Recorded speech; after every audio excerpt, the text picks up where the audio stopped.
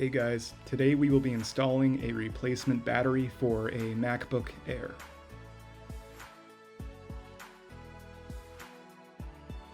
Please note that there are two screws where the display meets the case that are a different size. Pull the battery connection tab towards the front of the Air.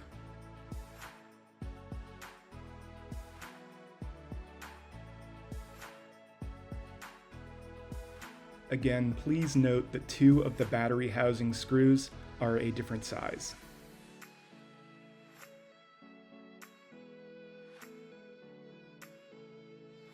Remove the old battery.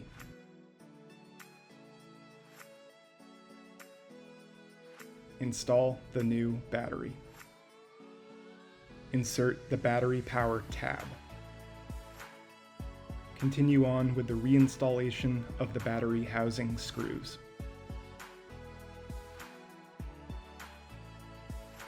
Reinstall the bottom case screws. I have also attached the instructions to recalibrate the new battery.